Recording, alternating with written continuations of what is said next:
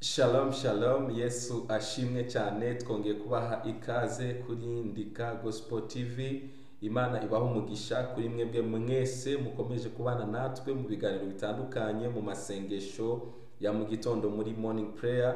Niba ari rya mbere ubanye natwe, turagushimiye cyane kandi tuguhaye ikaze. Turagusaba gukanda kuri subscribe kugira ngo uzajye ukurikira ibiganiro byiza, ijambo ry'Imana binyura kuri Ndika Gospel TV.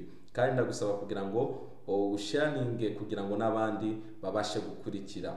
Tugiye kuganira kuri topic nziza, ni ubuhamya ngiye kubagezaho ukuntu nakijijwe, ukuntu namenye Imana nyuma y'igihe kinini ndi mu rusengero nkorera Imana, ariko naje gusobanukirwa koko ntari bwakizwe nk'uko ijambo ry'Imana ribidusaba. Birashoboka ko rero nawe waba umeze nkanje, kuko hari abantu benshi nkunda kubaza ikibazo nkabaza ngo wakijijwe ryari, umuntu akaba atabizi, atazi uko yakijijwe. Rero niba nawe uri muri iyo kategori, nagira ngo uze gukurikira neza, uraza gusobanukirwa uburyo umuntu akizwa, ni gute umuntu abashwa neza ko yakijijwe, ko yakira agakiza kandi ko afite ubugingo buhoraho. Imana ibaho umugisha rero mubana natwe muri iki kiganiro, muri ubu buhamya ngiye kubagezaho. Imana ibagire neza. Reka dushime Imana. Data, turagushimiye ko uduhaye umwanya mwiza wo gutanga ubuhamya kugira ngo abantu bafashwe kandi bahabwe umugisha, bumve byinshi mu byo wagiye udukorera mu buzima bwacu. Ndasenze kugira ngo ubane natwe kandi Umwuka Wera atuyobore, tuvuge ibikwiriye byabasha kubaka ubwoko bwawe, mu izina rya Yesu Kristo, amen. Imana ibaho umugisha kandi Imana ibagire neza. Mbere ko dutangira ubuhamya ngiye kubagezaho, nagira ngo tubanze dusome icyanditswe kimwe kiri mu gitabo cy'Abaroma igice cya 10, duhere ku murongo wa 9 n'uwa 10. Ufite Bibiliya yawe hafi, wafungura mu gitabo cy'Abaroma dusome uyu murongo. Ndabizi neza ko hari ibintu byinshi tugiye kwiga, tugiye kuganira nako biri bubashe kudufasha benshi mu badukurikiye mu minota mikenya. Bibiliya avuga, Abaroma igice cya 10 umurongo wa 9, ni watuza akanwa kawe yuko Yesu ari umwami, ukizera mu mutima wawe yuko Imana yamuzuye, uzakizwa. 10, kuko umutima ari umuntu yizeza akabagwaho gukiranuka, kandi akanwa akaba ariko yatuza agakizwa. Hano harimo ibintu by'ingenzi tugomba kumenya kugira ngo umuntu akizwe, ngo nuko yatuza akanwa ke ko Yesu ari umwami. Ugomba kwatura n'akanwa kawe ko Yesu ari umwami, warangiza ukizera mu mutima ko Imana yamuzuye imukuye mu bapfuye, nibwo umuntu akizwa. Hari amadini menshi, nk'urugero Abisilamu ntibemera ko Yesu yapfuye akazuka. Rero umuntu wese ukeneye agakiza nuko yatuza n'akanwa ke ko Yesu ari umwami, kandi akizera mu mutima we ko Imana yamuzuye mu bapfuye. Yesu yazutse mu bapfuye kugira ngo tubone ubugingo buhoraho. Nagira ngo ibi bintu byumve kandi ubyizere, nibyo biri buguheshe ubugingo buhoraho. Rero amazina yanjye nitwa Arsene Ndikumana, nkaba n'umupapa, ndubatse, mfite umudamu n'umwana umwe. Nkaba ntuye mu gihugu cy'u Rwanda, niho ntuye nyuma y'imyaka myinshi cyane. Imana yangiriye neza, Yesu ashimwe cyane. Ababyeyi banje bari Burundi, niho batuye. Navukiye mu muryango nsanga ababyeyi banje bakijijwe, basenga, kandi twese rwose twakuriye muri Sunday school dusenga nk'abandi bose, kandi badushishikariza gusenga nk'ababyeyi, nk'abana bari mu muryango ukijijwe. Ariko by'ukuri navuga ngo njyewe ibyo gukizwa, kubera ko gusa nasengaga nk'uko ababyeyi badushishikariza gusenga, ntabwo nigeze by'ukuri fata umwanzuro cyangwa se icyemezo ku giti cyanjye cyo kwakira Yesu nk'umwami n'umukiza, uretse gusa ko nasengaga nk'abandi bana bose. Rero ndibuka nkwije imyaka nka 15, hari abantu twari duturanye bari bakodesheje mu rugo, rimwe tujyana ahantu gusenga. Icyo gihe urusengero twasengeragamo n'ababyeyi rwari rwajemo ibibazo bitandukanye bituma rudakomeza gukora. Noneho njya guteranira ahandi hantu mu rusengero rwitwa Vie Abondante ruri Bujumbura.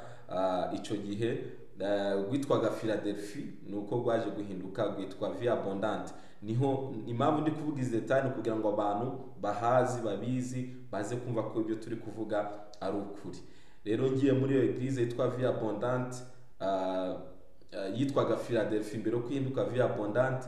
Naje nkigerayo nyuma y'igihe gitonya batangaje ko abantu bashaka kubatizwa baza bakabatizwa umubatizo w'amazi menshi, kuko ntabwo nari bwigere mbatizwa. So nanjye ngenda nja kubatizwa, narabatijwe ariko mbatizwa ntarigeze natura ko Yesu ari umwami n'umukiza. Narizi inyigisho z'umubatizo, ngenda kubatizwa nk'abandi bose ariko ntazi ibyo ndimo by'ukuri. Nyuma yo kubatizwa mfite grand sœur wanje wabaga muri ministère yitwa Moisson pour Christ. Abantu bari Burundi, Moisson pour Christ benshi barayizi, ni ministère yakoze ivuga butumwa rikomeye mu gihugu cy'u Burundi presque ahantu hose, kuko buri mu kwezi kwa karindwi cyangwa se kwa munani bateguraga campagne d'évangélisation, abantu bakajya mu ntara bakajya ruguru kubwiriza ubutumwa bwiza. Grand sœur wanje rero nawe yabagamo, nyuma aza kunyemvita nja ahantu bari bahuriye bari gutanga témoignage testimony y'ukuntu Imana yabanye nabo mu ivuga butumwa bari barimo. Numva mbikunze mpita joininga iyo ministère yitwa Moisson pour Christ. Nari umwana mutonya cyane mfite imyaka nka 15 icyo gihe, ndayijoininga barantraininga, banyigisha uburyo bwo kuvuga ubutumwa bwiza, ndabyiga ndabimenya, amagambo yo gukoresha, ibyanditswe ndabifata mu mutwe, ibintu byose kabisa ndabikora. Nakoze training ku buryo muri 2008 ndibuka bamaye certificat, n'ubu ndacyayifite certificat y'umuvuga butumwa ushobora gutoza abandi kuba bavuga butumwa, ndacyayifite n'ubu. So kuva rero icyo gihe 2006 natangiye gukora ivuga butumwa nanjye muri ministère, tukajya ruguru mu ntara tukabwiriza ubutumwa ibyumweru 2 abantu bagakizwa. Ariko ibyo byose nabikoze nanjye by'ukuri ntarakira Yesu umwami n'umukiza, nari ndi mu Kigali kandi abantu twarababwirije barakira Yesu barakizwa. Kugeza 2012 naje gutekereza ndavuga ngo ibi bintu ndimo narabatijwe ariko nabatijwe ntarabisobanukirwa neza. Nongera gusaba nasenga icyo gihe nasengeraga muri Zion Temple y'Ubujumbura, niho nasengera nsaba pastor namubwira ngewe narabatijwe ariko nabatijwe ntarabisobanukirwa neza, wamfasha mukongera mukambatiza. Aranyemerera, bongera barambatiza ku nshuro ya 2, batizwa mu mazi menshi. Kandi rwose nakomeze kugira ishaka, abantu benshi banzi kuva mu Burundi masegondera ahantu nize muri nagiraga ishaka ryinshi ry'ivuga butumwa, nico kintu abantu benshi banzi. Nabwirizaga ubutumwa bwiza cyane mu mihanda ahantu hatandukanye, narabikomeje nkomeza kubwiriza ubutumwa bwiza, nkomeza kuba mu nzu y'Imana, ariko by'ukuri ntazi neza ngo nakijijwe ryari. Ntabwo nari mbizi pe, sinarizi igihe nafashe decision mu mutima wanje yo gukurikira Yesu nk'umwami n'umukiza, mbifatiye icyemezo nk'umwanzuro. 2015 naje mu Rwanda, 2017 njya mu ishuri rya Bibiliya muri university yitwa Africa College of Theology, niga Bibiliya imyaka igera nko kuri 5-6 ndi mu ishuri rya Bibiliya rya theology, nza kugraduating. Ariko hagati aho ngaho 2018 mu kwezi kwa 10 ndabyibuka neza, naricaye ndi gutekereza ku buzima bwanjye bw'agakiza, ukuntu natangiye gusenga, ukuntu ninjiye mu bintu by'Imana, ndabitekereza nza gusanga by'ukuri nta munsi n'umwe, ngira ngo ni nk'Imana yatumye ngira icyo cyumviro cyo kubyumvira kubitekerezaho cyane. Nza gusanga nta hantu na rimwe nigeze by'ukuri mbishiraho umutima ibintu byo gusengerwa, ibintu byo kwatura, nkuko twatangiye dusoma ngo ni watuza akanwa kawe ko Yesu ari umwami, ukizera mu mutima ko Imana yamuzimuke mu bapfuye, uzakizwa. Subiza ubwenge inyuma, nza gusanga ibyo bintu nta munsi n'umwe nigeze mbikora, uretse bimwe bya rusangi umwigisha bari kwigisha akatuza abantu gasubiramo kubera ko nyene umenyere kwa mu rusengero. Ariko ntabwo nigeze ngira iyo relationship yanje na Kristo, numve koko ko bifatiye umwanzuro.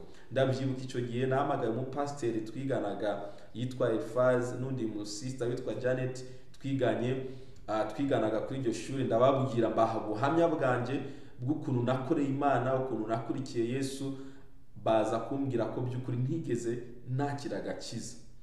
Icyo gihe ndavuga ngo munsenge, nari maze imyaka myinshi mbwiriza ubutumwa bwiza, abantu bakizwa, dusengera abantu bakira ibitangaza, ariko by'ukuri umutima wanjye ntarigeze nicara ngo ntekereze se nakijijwe ryari. Hari indirimbo umuririmbyi yaririmbye avuga ngo Yesu, ngo ndacibuka umunsi mwiza nakwemereyeho. Uwo munsi uhuye na Kristo ugomba kumenya ese ni ryari wahuye na Yesu, ni ryari wumvise uremerewe mu mutima, ni ryari wumvise Kristo umunyotewe. Niyo mpamvu abantu benshi ibintu by'agakiza barabijyamo ariko bagakomeza kubaho mu buzima bw'ibyaha. Ukumva ngo umuntu yarakijijwe ariko aracyasambana, aracyabesha, aracyakora ibyaha. Kubera iki? Ntabwo wigeze uhura na Yesu umva umukeneye, ufite inyota, uremerewe mu mutima, ufite agahinda k'ibyaha n'ubuzima butari mu Imana muri wewe. Ntabwo wigeze, icyo gihe ntabwo kigeze kikubaho. Ndagusaba rero uyu munsi, impamvu naje gutanga ino testimony nuko icyo gihe numvise mu mutima wanjye ndemerewe nshaka Kristo, kandi maze imyaka myinshi cyane ndi mu nzu y'Imana, maze imyaka myinshi cyane nsenga, nkorera Imana, mvuga ubutumwa, niyiriza, ariko icyo gihe numvaga hari ikintu mbuze muri njyewe.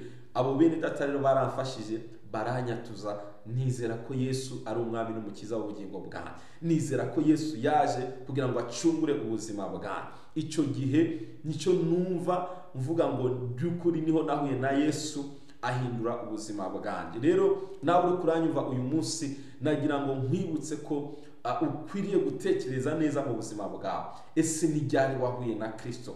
Ni ryari wagize inyota mu mutima wawe, inyota ikubwira ngo urakeneye Imana, urakeneye Yesu kugira ngo acungure ubuzima bwawe? Yesu ashimwe cyane. Iki gihe abantu benshi nibyo bari mu nzu y'Imana, benshi bavukiye mu miryango ikijijwe. Njya mbaza abantu benshi cyane, niyo mpamvu mu minsi iri imbere tugiye kujya tubaha témoignage z'abantu batubwira ukuntu bakijijwe, muzagenda mubyumva.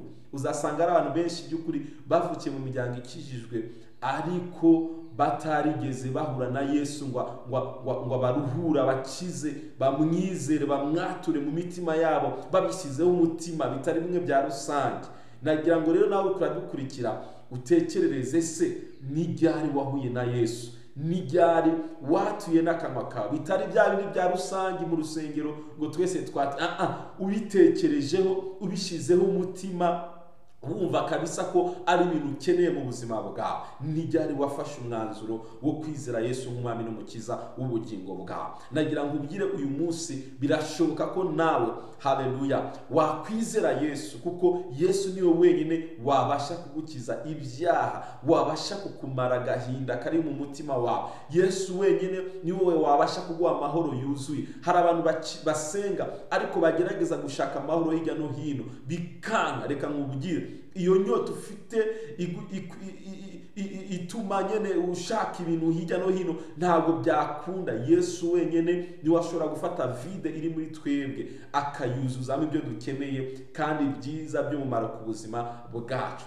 Atuza akanwa kawe ko Yesu ari umwami, kandi umwizere mu mutima wawe, haleluya, nibwo uri bubashe gukizwa, nibwo uri bubashe kubona ubugingo buhoraho.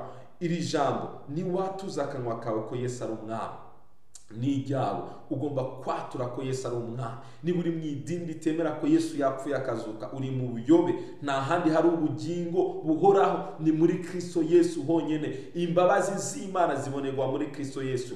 Ntabwo dutamba ibitambo kugira ngo tubabarirwe ibyaha, ntabwo ari imirimo dukora kugira ngo tubabarirwe ibyaha. Oya, ni ukwizera igikorwa Yesu yakoze ku musaraba cyo kuducungura, nicyo cyonyine kiduhesha ubugingo buhoraho. Imana ibaha umugisha.